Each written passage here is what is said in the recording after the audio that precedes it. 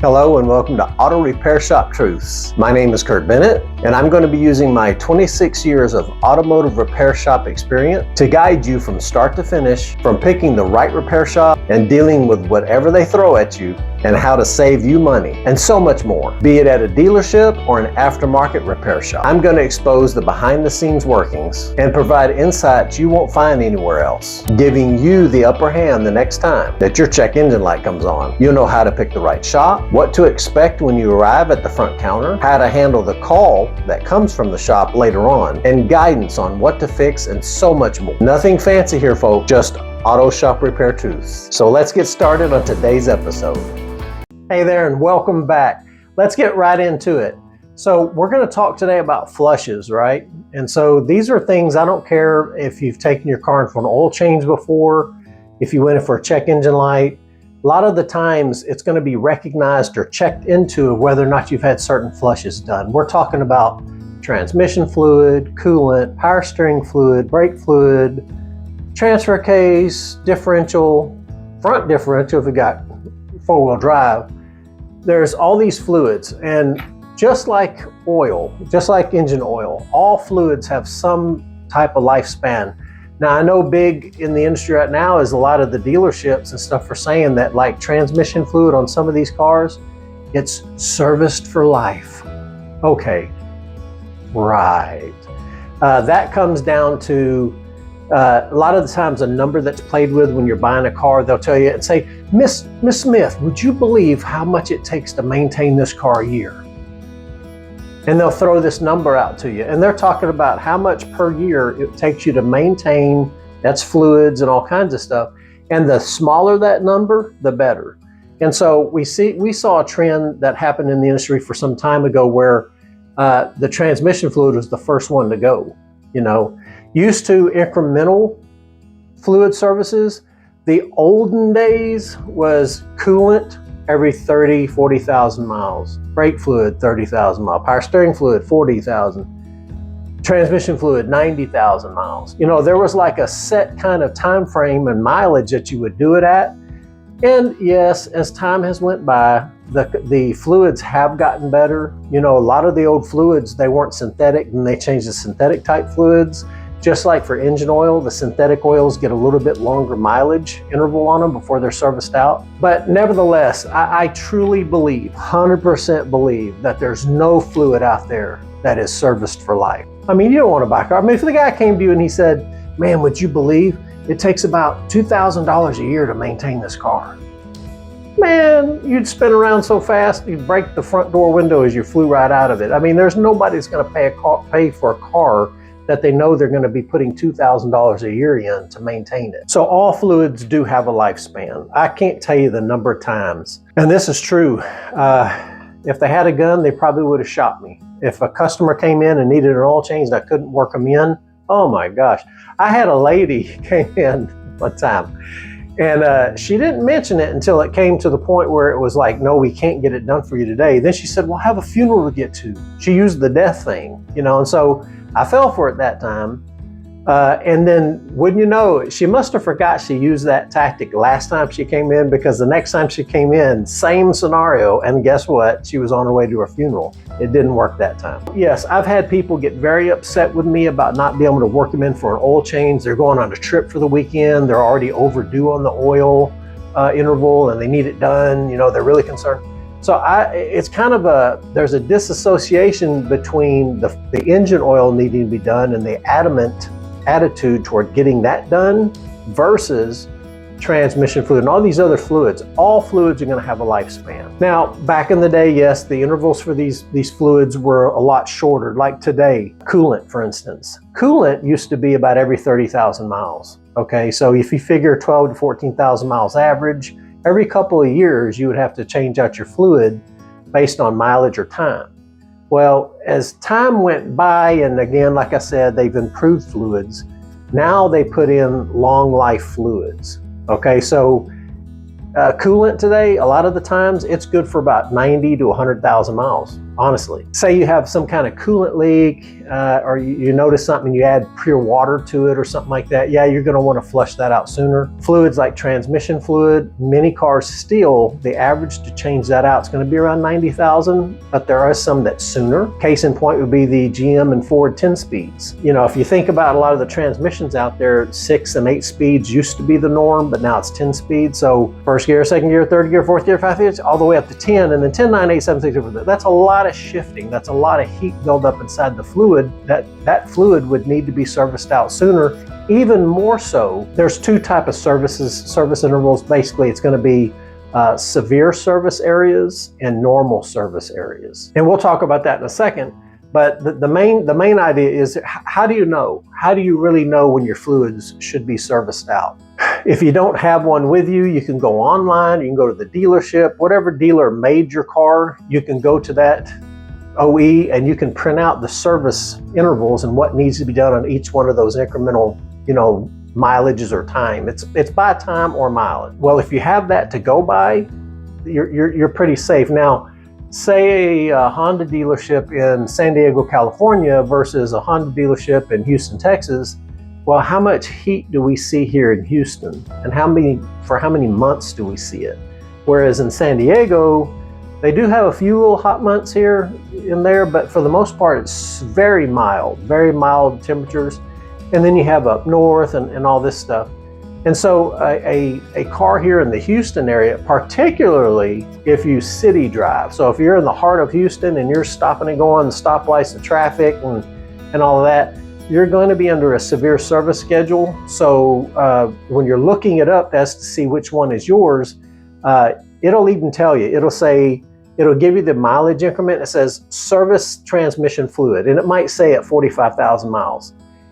If you live in where there's a lot of stop and go traffic, if you tow, right? If you tow a boat around a lot of the time, or if you haul a lot of stuff, say you're using your pickup truck for your business and you're hauling stuff a lot, you put a lot of stuff in your bed, that's going to increase the interval, or you're going to shift from a normal service schedule to a severe service schedule. Okay, so it's because it's about the fluid and how it's being abused. So again, all fluids have a lifespan. At some point in time, like when you do go into the shop, if they're doing their due diligence and they're trying to take care of you, we can get into the hard sell tactics and all that stuff, and I've talked about that in other videos, how they come at you and they push at you. But in the end, a good service visit is going to let you know. Say, Miss Smith, yes, your oxygen sensor's bad. That's why you brought it in today. But hey, while we were looking in there, I did check it bumper to bumper, like I told you I was going to. No charge for that. And then right now, the mileage you're at, I've checked our service history. I've checked Carfax service history reporting. Unless, your husband did it one weekend while he was at home, the transmission fluid on this thing's just a little bit overdue. I'm not trying to alarm you.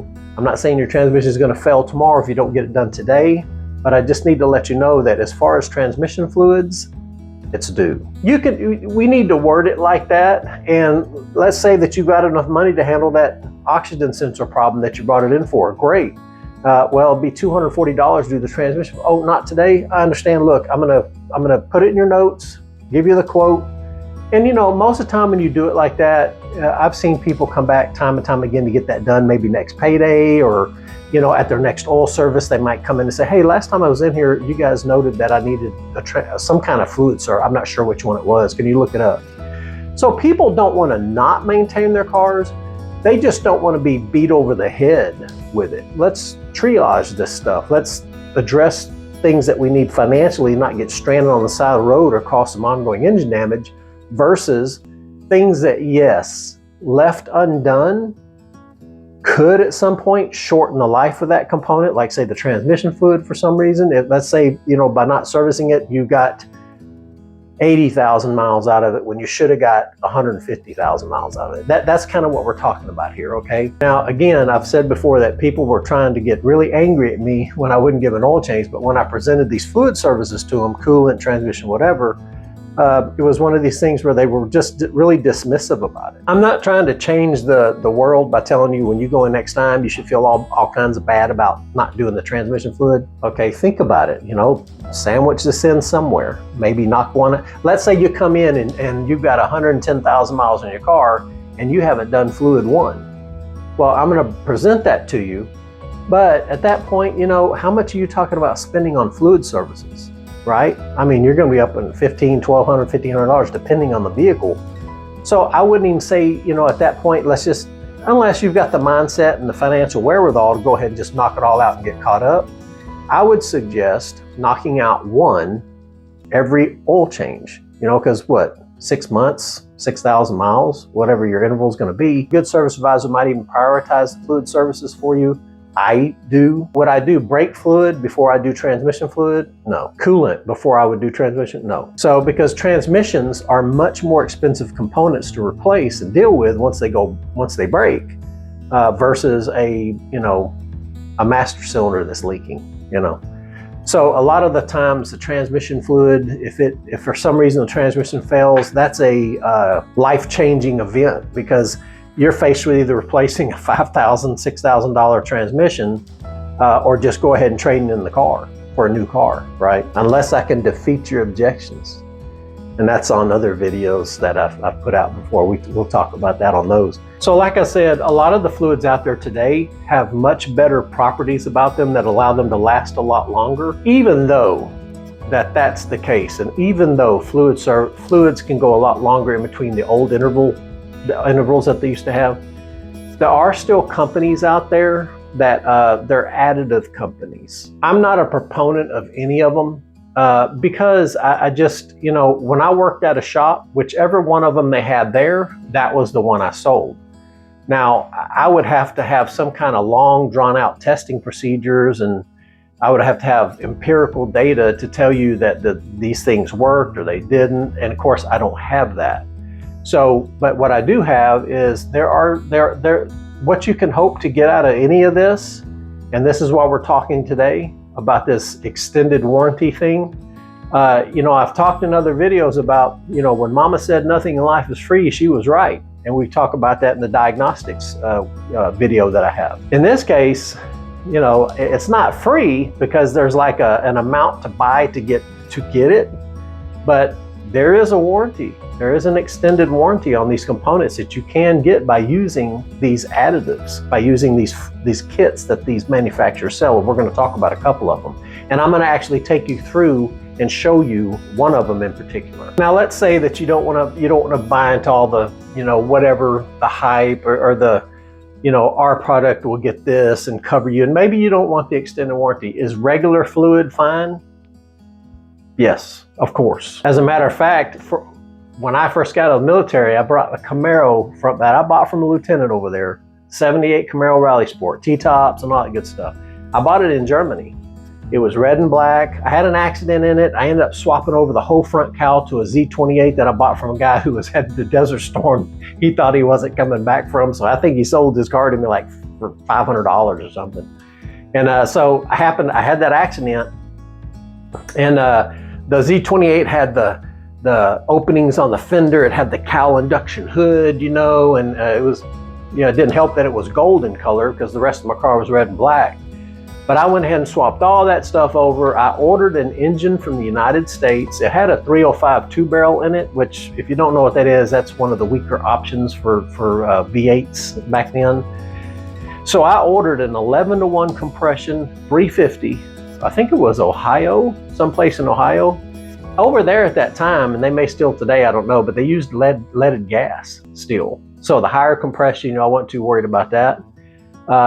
I ordered the basic components, the intake, the cam, headers, exhaust, intake manifold. I did all of this stuff that's your typical steps that you take when you have a car like that. And that's how I cut my teeth on automotive. I'm laying on the beach in Italy when I was on vacation with my girlfriend at the time. And we didn't have YouTube and all that stuff back then, obviously.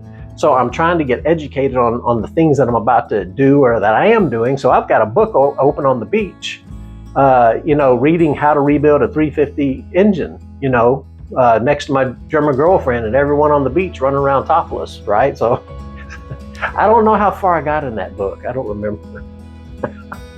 So I come back home, I do all these things to this car. I mean, I remember working on this car in the snow over there. And then before I left, I got it painted. I got it freshly painted. Man, it was, to this day, I am so sorry that I got rid of that car. I loved that car. I cut my teeth on that car. I cut my fingers and hands, literally. That car is wearing some of my blood wherever it's at. And of course today, those kind of cars are worth quite a bit of money. I think I priced one the other few months back, $14,000 to get one.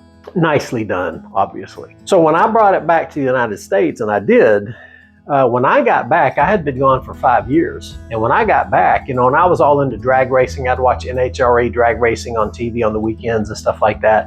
And one of their sponsors at that time was a company called Slick 50. And y'all may know what I'm talking about. You might have heard about it before. I don't see them around so much anymore, or at least marketed. They may be doing just fine, living off the old marketing they did. But man, I used to watch those videos. They'd take the oil pan off while it was up on the rack and all the oil's drained out of it. They'd start it and run it and spray water on it and say, with Slick 50, this engine's continuing to run. And I'm like, whoa, because gosh, it's got no oil. That thing should have seized up 5 minutes ago. And so I bought into it. I bought some Slick 50. I put it in my car. Now remember, this car is my prized possession. Start it up, go for a drive. I'm blowing blue smoke out of my tailpipe. Blue smoke. Hadn't smoked at all up to that point. I can't tell you the level of internal dying that I did when that happened. I was so frustrated, so upset. Why did I put that stuff in my car? End of the story is I ended up having to sell it because, like I said, back then those cars were a dime a dozen, not much. You couldn't get anything for it. So I ended up trading it in on my first Saturn at the dealership. It was funny because when I'm in there signing the paper for the Saturn, the sales lady came and said, they're out there having some fun in that car of yours. I'm like, oh, I don't care. Theirs now, But I was so disappointed. And from that point forward, I was down on additives, anything like that. Matter of fact, when they started using, the additives that the gas stations put in the car, Techron with Techroline and Shell, whatever this, and Exxon had theirs, and I was like, oh great, who knows what's going to happen, It's just one of those things where I don't know what happened in that particular instance. I've had people come into the shop one time for an oil change. They leave, they call me and say, hey, my check engine light's on. What did you do? Well, I'm not sure. You come back real quick, I'll just check some things that it could possibly be. But usually an oil change or a flat repair or something like that, the weirdest things. It just would have happened at that time had you not came in for an oil change, had you not come in for a tire repair, your light would have came on, you'd been calling me. So maybe in that case, that's what happened. Maybe had I not used Slick 50 and started my car, it'd have been blowing smoke. I don't know. But in the end, from that point on, I was real anti-additive anything. Now, the good news is on a lot of cars today, like for power steering fluid, do cars today still have power steering fluid that needs servicing? Yes, they do. Is there a lot of cars out there, and I know my wife's own Scion XB, it's a 2012, it has electric power steering. So there is no fluid to service on that. So some cars have that electric steering type where you don't need to service the fluid. Other cars have electric power steering, but then they'll have a tiny little reservoir for power steering fluid. I think it's mostly on European cars. Now, if you have an all-electric car, like a Tesla or something like that, there's not much, there's not much there. So, you won't be having to worry about any of this stuff. On hybrids, naturally, there is still an engine component to that. So you are still having to do, some fluid services on that. Now, if we're thinking people, and we are, you wonder, okay, on these additive companies, if you go to a lot of their websites and kind of look at their company profile and things like that, you see that they basically got small establishments that may have bought some area of land, put a small building on it, and they got their R&D facilities and stuff in there. But I have often wondered, what does X company know that offers these additives for these fluid services? What does their engineers know, or what did they figure out that engineers that work for Exxon, Shell, Pennzoil, all these different oil companies, what do they not know? Or transmission fluid companies, what do they not know that this small company does? I think it's a good question. You'd have to go have a deep dive. You'd have to actually talk to a representative or someone that can help you understand what the difference is and why they don't. And you could argue the point, well, you know, if Exxon, Chevron, all these companies actually put this additive in their product, if this other company put this additive in their transmission fluid, that the cost that they'd have to charge to recoup, you know, R&D and all that stuff would be so expensive. Instead of $10 a quart for, you know, a thing of transmission fluid, you might be paying $70 a quart. You know, who knows? So they could argue that, I guess. I've just always left scratching my head, you know, like what do they know that these guys don't? I mean, I'm sure that they're paying their engineers a lot more money than perhaps these smaller companies are paying theirs. So that's just a question I have. But nevertheless, let's say you believe in none of it. Let's say that you believe it's snake oil. Let's say that it's just more transmission fluid being put in with transmission fluid. Let's just say you believe that, and let's just say that's the case. What then would be the reason to get it flushed with those kits? Here you go. Now, over the years working at independent shops, they also do this in dealerships, believe it or not. They'll almost always have some flush company component that they'll sell with it. In the dealerships, though, I noticed they didn't ever really, they didn't promote the warranty side that these companies provide. I'm not saying that's at every dealership.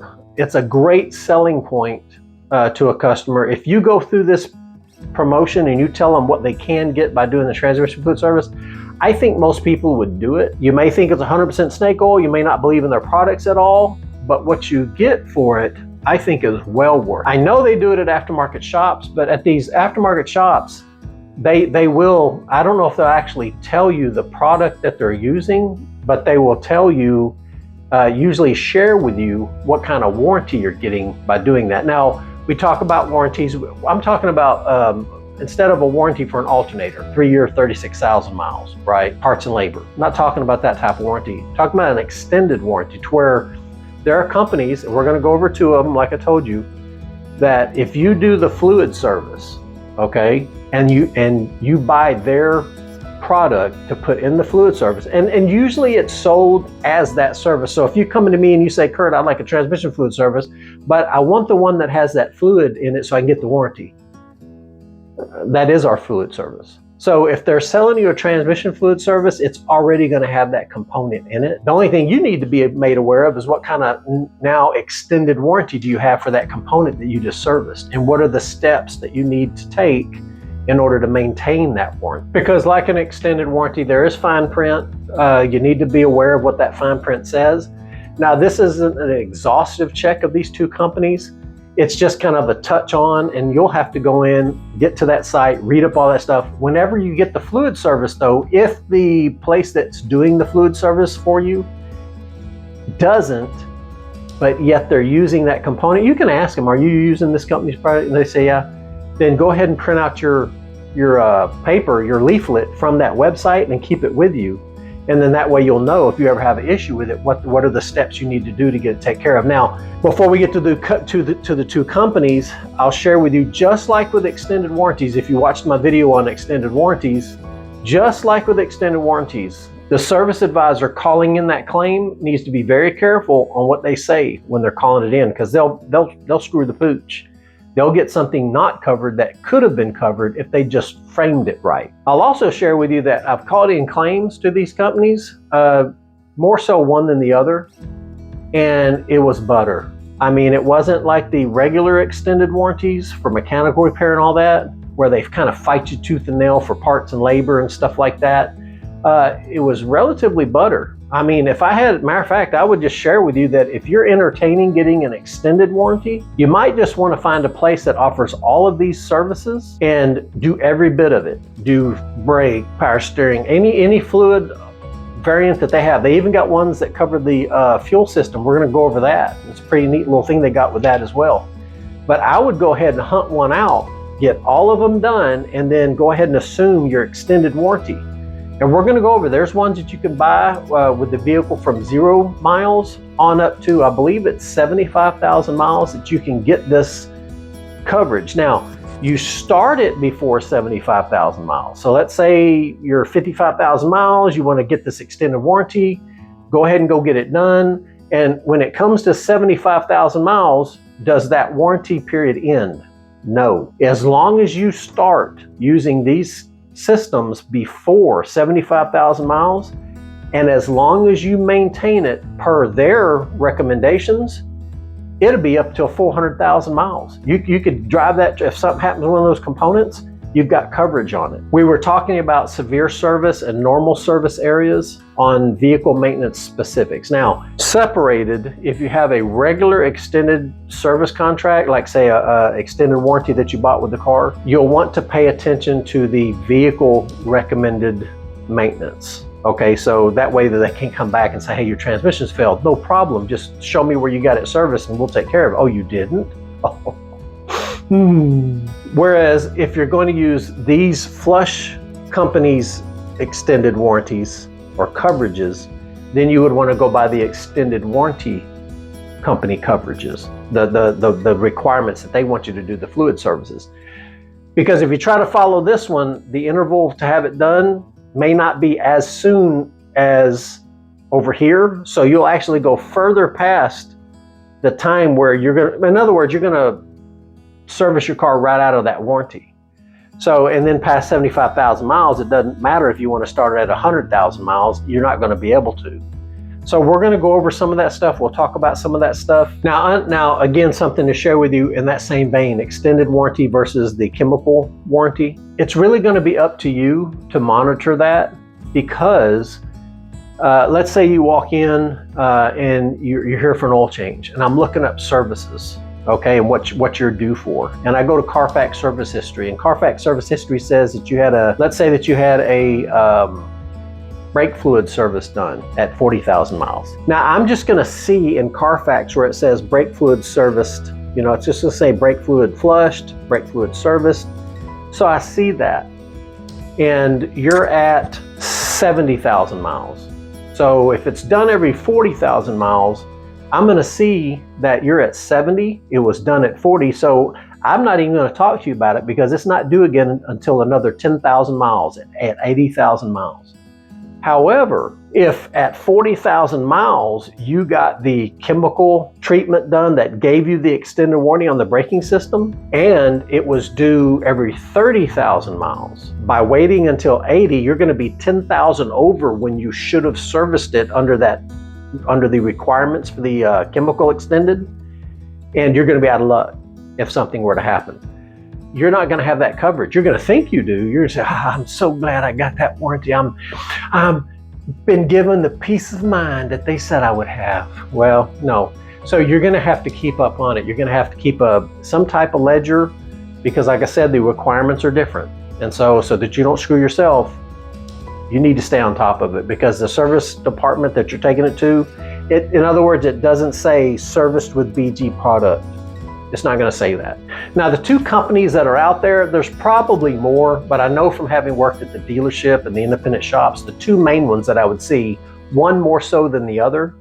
The first one that was used mostly was a company called BG, okay? The second one was a company called Wyns, WYNNS. Wyns has been around for a long time. I saw a picture of them with, it wasn't Don Garlitz, it was Don the Snake Prudhomme. I mean, back when he had a big fro, and it was in his early days of NHRA drag racing, okay? And that's why I saw that, was because, and of course they sponsor cars, they're in the racing industry, much like Castrol and all these other companies, they've all got some component of some racing history that proves the efficacy of their product. I mean, a racetrack, like I said, the oil itself and the properties it has to withstand failure. I don't know. I mean, I'm looking at this from a standpoint, I'm not trying to convince you that they work or that they actually add anything. They may. Again, I don't have any empirical evidence. Maybe they do. Maybe they got lab reports and all that stuff. I don't know. But my goal is to help you understand that if you don't have an extended warranty and you're not too far off in the mileage, you didn't buy an extended warranty when you bought the car and you want one now, here's your opportunity. So we're going to go over BG a little bit more. I think I show you wins a little bit, but let's get into that and we'll be right back for some wrap up. All right, so here is BG Products' main website. And so I'm not going to bore you with all these links here. My goal here is to kind of go over just real briefly what some of their plans are on here. Now, Wins has similar plans. I haven't really looked into that deeply. That might be something that you want to spend some time on to kind of compare and contrast which one is better than the other. So we'll start with BG's lifetime protection plan. So we'll go into here. Now you can look right here right away, the maximum mileage to enter the plans. Okay, so that's important, because I don't want you going to a shop thinking if you buy those flushes that you're going to get covered no matter what. So if your car is 20 years old at the time of the service, and then of course the mileage plan is going to come in at that point. There's plan 1, plan 2, and plan 2 gas only. So we're going to go over some of this just to kind of give you an idea. Now, another thing to keep in mind is it has to be done at qualified BG locations with qualified machines, ASE certified technicians, that kind of thing. Now here's an interesting thing here. Engine oil grade and weight must meet vehicles manufacturer's recommendations. So if you're taking your car to a place that is kind of willy-nilly on the type of oil and the weight of oil, because when you have a failure, especially if it's a large component failure that's going to cost a lot of money, sometimes BG will have the technicians take a sample of the oil and send it in, a sample of the transmission oil and send it in. You know, so if they take that sample and they send it in and they determine that there's 10W30 oil in a vehicle that is supposed to have 5 weight 20, that could void this warranty. Also, interestingly, which for some of this stuff, for engine failure, that would probably be the only reason I think this would be on here, but timing belt. Okay, so if you have a vehicle that has a timing belt versus a timing chain, you want to make sure that you keep your interval up on the timing belt. I know I've had lots of cars come across my desk that were well past the timing belt interval, and they just didn't know. They didn't. No one told them. But the timing belt's critical because it's a rubber belt. It's a stiff, hard rubber belt, but it's still a rubber belt, and it'll degrade over time. Usually, intervals today for timing belts on most vehicles is going to be around 110, 100,000 miles, somewhere in there. The trick with those is you don't want to go too far past. I mean, I sometimes would even do it a tad bit early. The timing belt, if it breaks on most engines, they're called interference engines, which means some level of engine damage is going to take place. So at a minimum, the cylinder head's going to have to come off, and bent valves are going to have to be replaced. Maximum, you could actually punch a hole or crack a piston, and that's an engine at that point. So if you have these BG products like the engine protection plan, then if that were to happen and you were using this product, as long as that timing belt had been replaced at the interval it was supposed to have been replaced at, it looks like to me that it would be covered. Okay, so you know, like if you did replace a timing belt and for some strange reason maybe there was a defect in that timing belt and it broke and you still did engine damage, it looks like you're going to have some coverage on the BG's plan if you have done the services. Now, another thing too, you have to keep on top of the fluid services. So to remain eligible, return to BG shop to have the service performed within the required service interval. Let's say that you want to get into these plans, and so you go ahead and get all your fluid serviced. You say, okay, wow, man, I got me a warranty now, you know, for free. Yes, and maybe, you know, if you let it lapse and you go, I think what they'll allow, and this is what we did sometimes, for instance, I think they allow you to be 750 miles over the interval mileage and still have a chance to be covered. But here's the trick. Sometimes a service advisor, you know, the only thing that you can't change or edit is the date that the car came in. But with mileage, let's say that you did the service at 60,000 miles and you were supposed to do it again at 90,000 miles, and you bring it in, you got a problem with your brake system. Well, if you're at 95 5,000 miles. So you're quite a bit over when you should have done the next service to maintain that warranty coverage. The service advisor, if you talk to them before they file a claim, they can go in there and play with that mileage and put that mileage back closer or at or below where the mileage was supposed to be so that you can maintain coverage. Service advisors do that. If you ask them, like I said, depends on the kind of service advisor you get. You might get someone who is a dum-dum and don't know to even do that. So you might want to just say, hey, look, yeah, I know you're telling me I'm over the coverage limit, but can you please go in there and just edit the mileage? Because on components like brakes, power steering, a lot of times BG's not going to ask for a fluid sample on something like that, and they're not going to come out and do like an on-site inspection of the failure. They're just gonna approve it. BG's pretty good about that. But if it was an engine, right, an engine failure or a transmission failure, yeah, they're not only gonna probably ask for a fluid sample, but they're gonna they may send out someone just to verify the damage. Not that they're trying to get out of it, because BG is relatively good to work with on that type stuff, but they may. And if they come out and the service advisor told them the mileage was less than what it actually is, because they're gonna check it, then you're out of luck. So let's get back up here real quick. And again, I don't want to spend too much time on this, because if you can do just what I'm doing here, you can get on this site and you can look at these things. But there's plans. There's two plans: 0 to 50,000 miles, and then 50,000 to 75,000 miles. So this plan 2 is generally the one that most people will end up getting, because remember we were talking about the bumper to bumper coverages on the warranty video. On this one here, this one is from 0, brand new, to 50. So your bumper to bumper would cover you from 336. Now at 50,000 miles, you should still have, like say on some vehicles that have a 5-year, 60,000 mile powertrain warranty. Okay, so you still have, in that example, you still have 10,000 miles of powertrain coverage if you do this. Okay, so you'd be thinking to yourself, well, if I buy this, I've got powertrain coverage free at the dealership if my engine or transmission or transfer case or something like that fails. So why should I buy this right now before I get to 50,001 miles? Well, because you only have 10,000 miles left on your powertrain warranty. After that, this warranty would take over. So you're basically bridging, okay?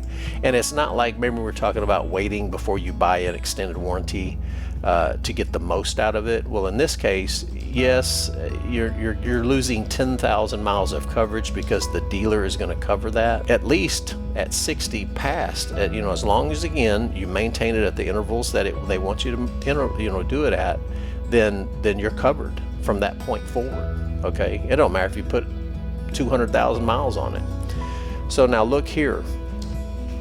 So they go through each one. The engine service plus, they go down here. Here's the fuel system.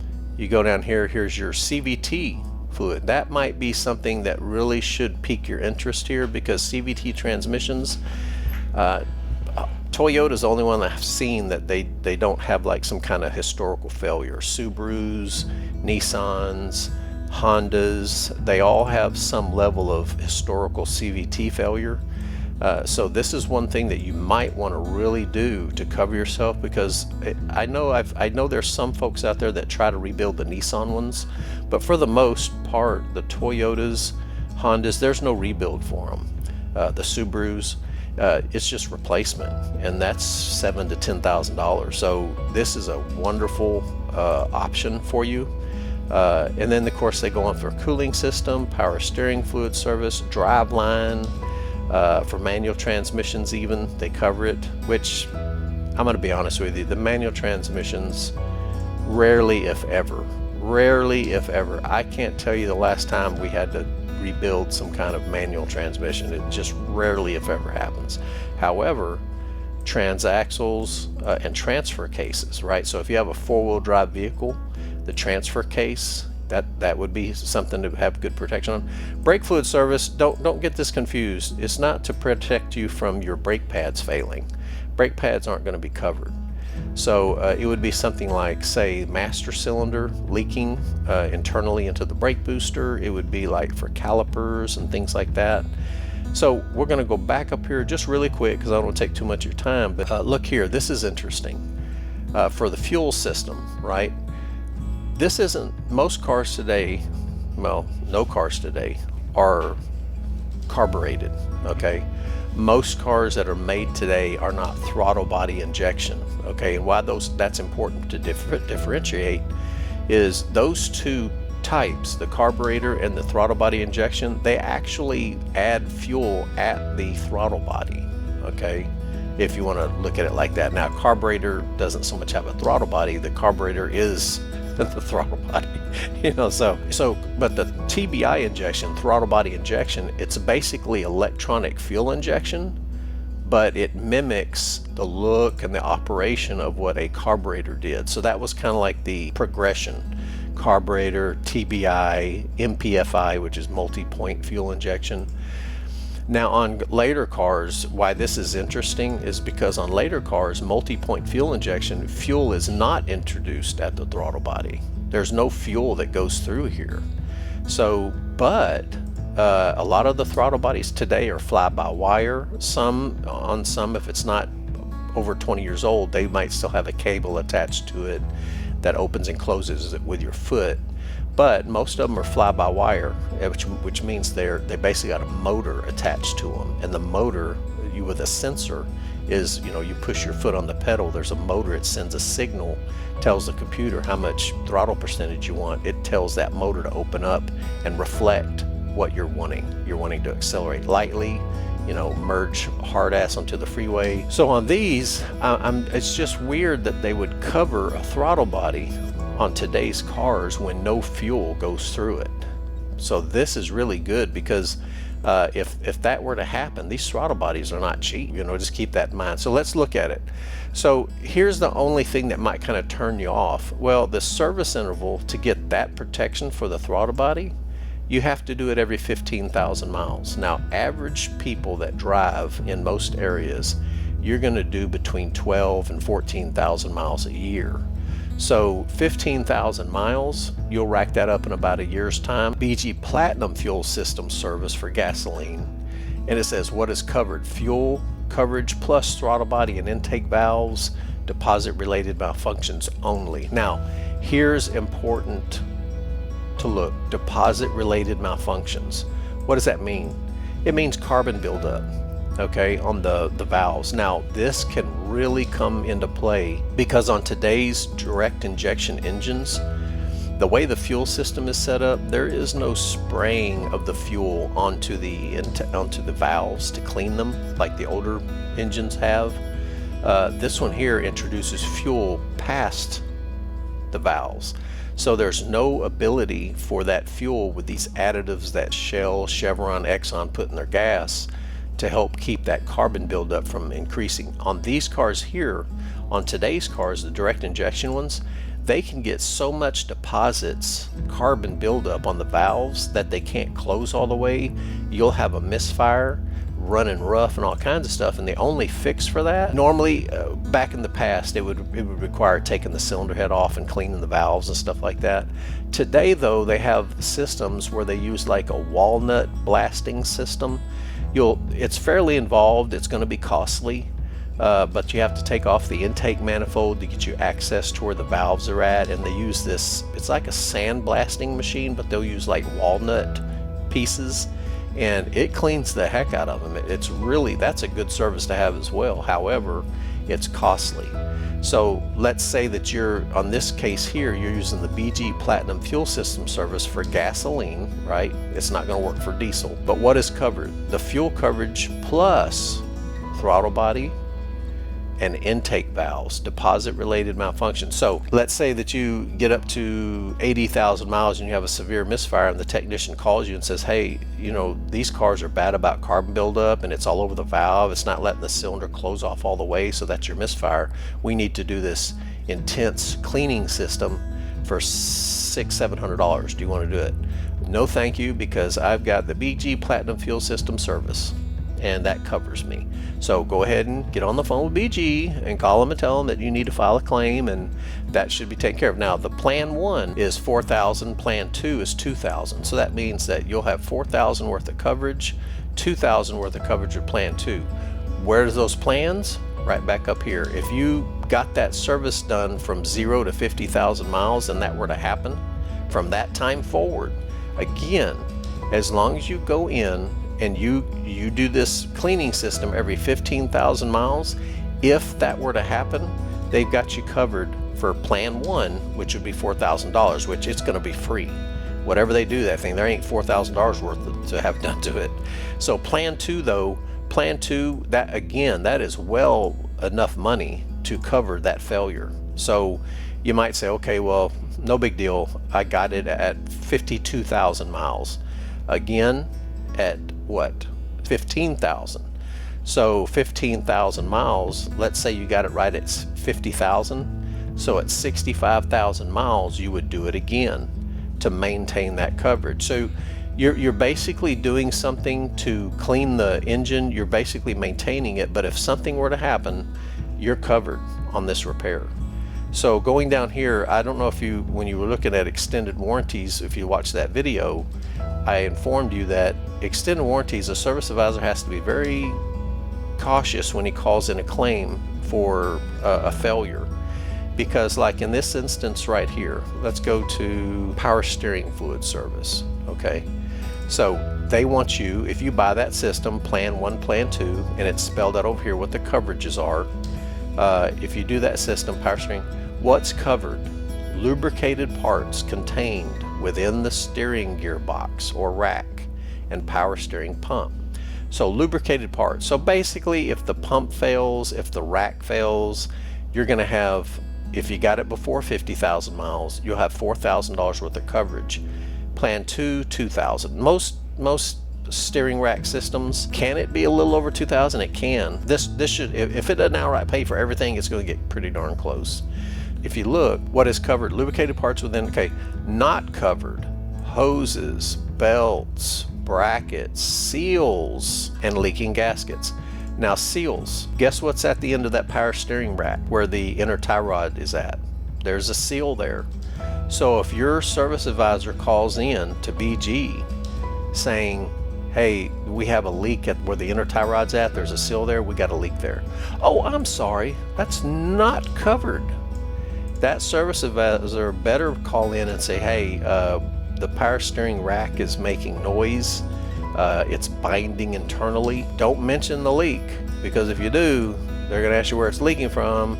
If it's leaking from a hose, if it's leaking from a seal or some kind of gasket, not covered. So that's where you got to have a good service advisor working on your behalf. Transmission fluid service. Look here. Here's some differences here, which is kind of odd, but the transmission fluid service, and it says and 3106 for smaller capacity automatic transmissions. I'm not too sure what smaller capacity is, unless they're talking about, say, like a Dodge 2500, a Dodge 3500, some big diesel that has a real robust transmission in it. But outside of that, it says the coverage for plan 1 is 2,000. Okay, the plan 2 is 1,000 coverage right there. Plan 1, 1,000 for the cost of what a transmission costs.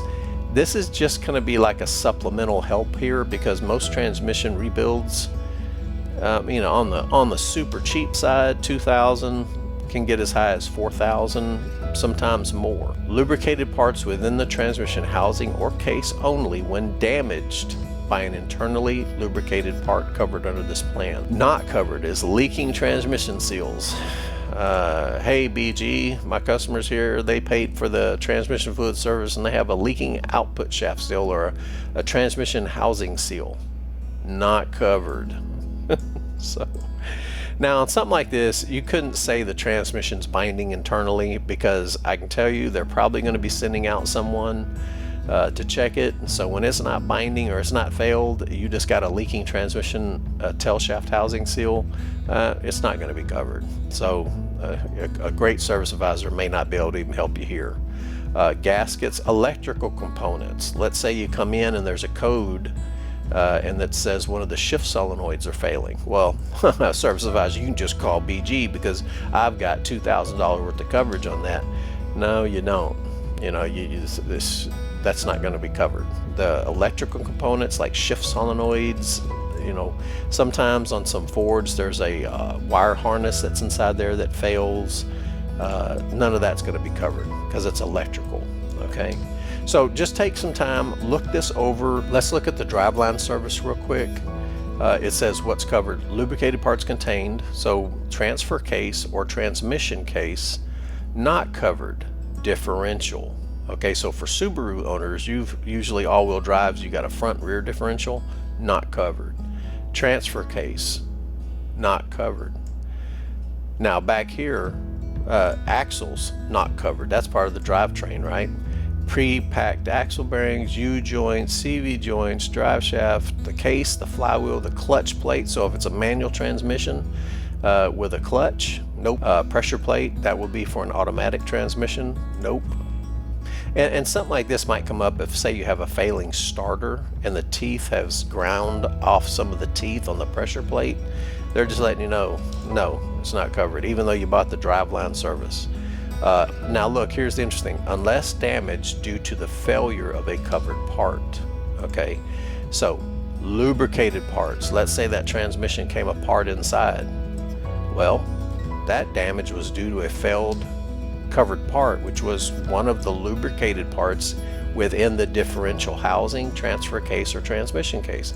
So right here, they're just saying that if you have a failure with the differential, the tech and the service writer needs to work together and then call in the claim and tell the BG company that it was due to a failed component inside the differential, transfer, or transmission case that caused the failure. Again, fine print on some of this stuff. We'll go over here. Now, here's an interesting one real quick I want to share with you. So this one is the lifetime protection for your vehicle.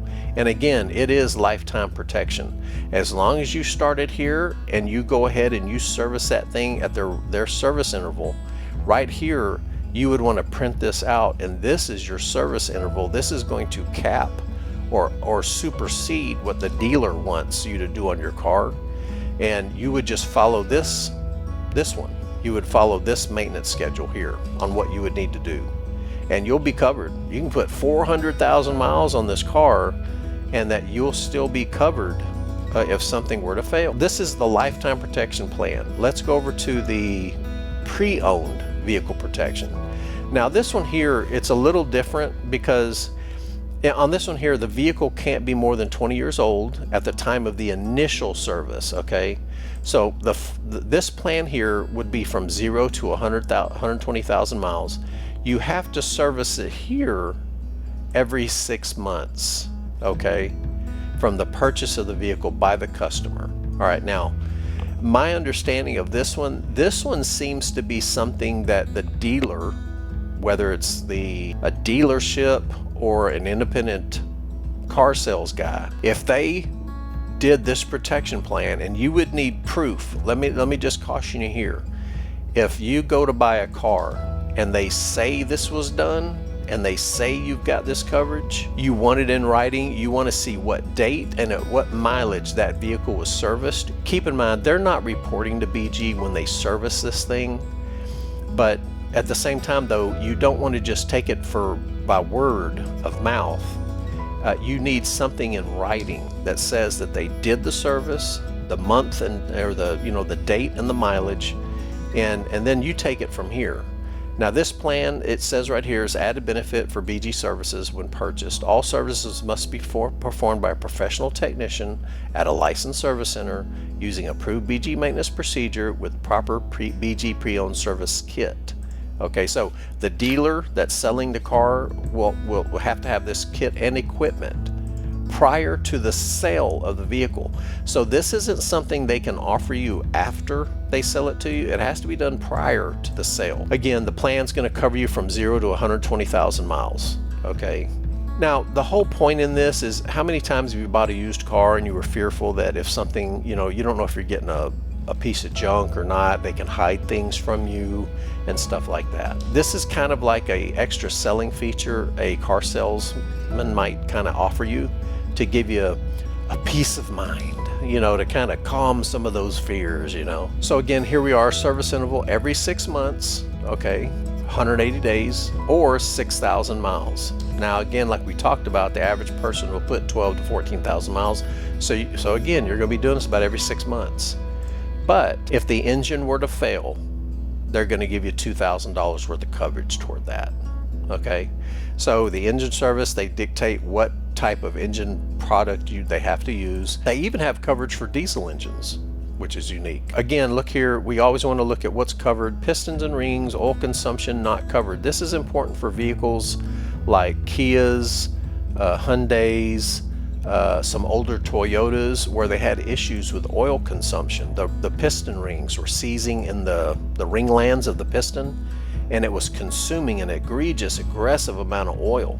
And Toyota, in my instance, I had this happen with a Scion XB, and I got it covered because it was within the campaign coverage time frame. You get an engine basically rebuilt at no cost. Well, here, you know, if you have a Kia or Hyundai, you might as well go ahead and write that off, because even if you buy it and you say, well, for peace of mind, I'm gonna get this, you know, I'm gonna purchase this coverage. No, it ain't gonna help you. Wristbands, pushing, basically, look, and again, we're always talking about the fine print. Stretched timing chains are excluded. Some older Nissans and stuff like this, they had issues with timing chain failures. Now, it wasn't so much the timing chain that failed or stretched, but it was the timing chain guides, which were made out of plastic. They would break, the chain would skip timing. That was an interference engine. There'd be some collision of parts in there. Now you need a motor. So if this were to fail, if you were to have something like that happen, it wasn't the timing chain that failed, it was the guides. And so you may have some coverage there. Timing belts and damage to engine parts due to broken timing belts are excluded. So unlike the other, you know, the other warranty VG has, this one here is basically saying that if the timing belt does break and there's damage due to that, that is not covered, unlike the other side. And again, the other one wouldn't be covered either if you hadn't have done it at the proper intervals. If you did it at the proper intervals, then hey, you got coverage. Then it has fuel coverage here. Believe it or not, they're willing to cover oxygen sensors. PCV, this is kind of positive crankcase valve. I think you can buy most PCV valves for like $15, and most of them are not hard to put on. So this is okay, fine, you know. And injectors, again, deposit related malfunctions only. An injector is basically a solenoid, right? It's an electrical solenoid that opens and closes. So what they're saying here is it's not going to be covered if it fails because it's failing because there's too many ohms, or the injector's failing due to the electrical issue. But here, like we were talking about, if it fails because they're just so clogged and dirty that they're not flowing fuel, then deposit related only, it would be covered. And again, it would be covered up to $2,000. On some of these cars today, my friends, the injectors are super expensive. All right, BMWs, Mercedes, oh my gosh. Automotive maintenance services, okay, so fuel, automatic transmission fluid, the CVT, again, that's, if you buy a car used with a CVT transmission, man, you might ask the dealership if they can call. If they don't offer this, they probably need to. But of course, they're going to mark it up. If it costs them $200 to purchase, they're going to, you know, you'll be walking out paying $1,500. Who knows? This one here isn't one that you can call and get yourself. This is something that has to be done prior to the sale of the vehicle. So this has to be done by the dealers. Okay. So a CVT manual transmission, again, this is kind of a moot thing because most manual transmissions, at least in terms of their gears, internally lubricated, they don't fail. You know, that's not common. Clutches, yes. Slave and master cylinders, yes, but not the transmission itself. Cooling system, power steering system.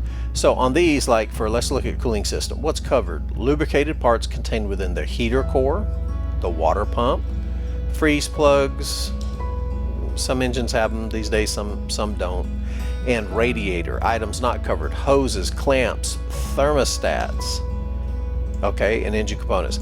So this here would actually, now let's say that you're just concerned on the initial purchase side of it. If they're offering this, you don't have to maintain this for the life of the vehicle. As a matter of fact, you could stop using this one say after a year, you're kind of confident that nothing's going to happen. It was serviced before you bought it. You service it again at 6 months, and let's say after that time frame, after a whole year's time frame, you know what? I'm pretty confident I didn't buy a piece of junk. I'm going to go now, and I'm going to get this 50,000 plan, or I'm going to get this plan here.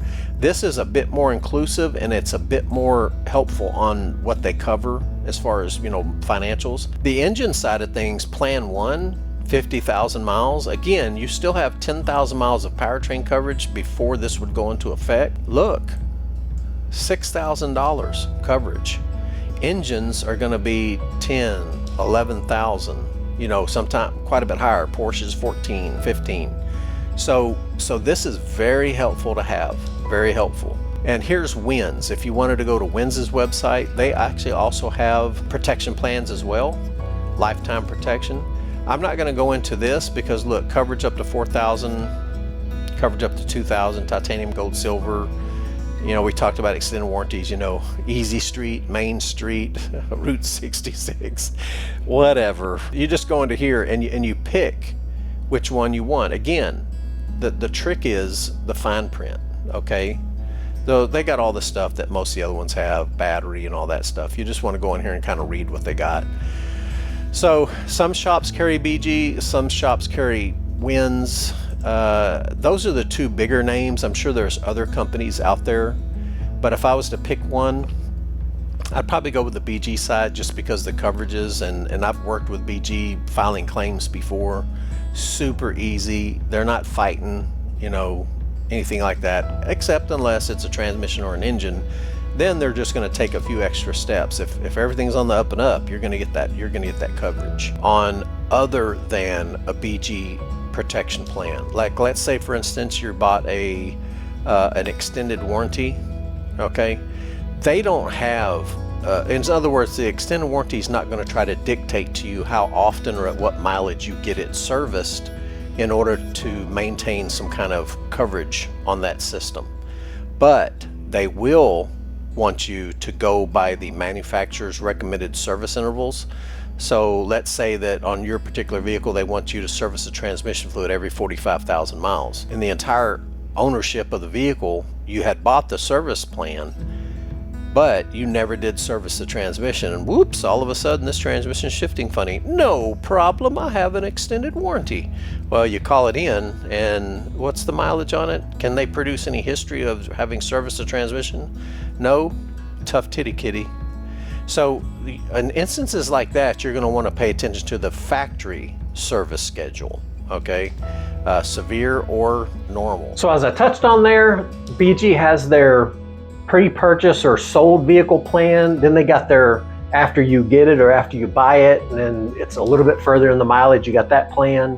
Winz has their own coverage. I didn't look so deeply into Winz only because, and this is my main reason, I'm not saying Winz is any better than BG or BG's. I'm not paid by either of them, obviously. I'm saying the more times that I've seen BG to where the likelihood of the shop you go to is using BG, then that's why I'm mentioning BG more. And that's why I kind of went a little bit deeper into it. So I hope you enjoyed it. Try to really like and share and subscribe these and share them with friends, as I've said before. I want everybody to know this stuff. I think this might be the first time you've heard about this, that you can get an extended warranty even when you don't have one anymore, or the one you chose not to buy with the purchase of the vehicle to save some money. Now you have the opportunity to get one. So can you use regular fluid? You can, but here's the thing. That regular fluid service, after you're done, yes, you've done your part in trying to protect that component. It could still fail. Maybe you did it a little too late or something like that. You never know. By doing the fluid service using these aftermarket additive companies products, you get into an extended warranty basically. I hope this has helped. That's my main goal. Take care, and I'll see you on the next one.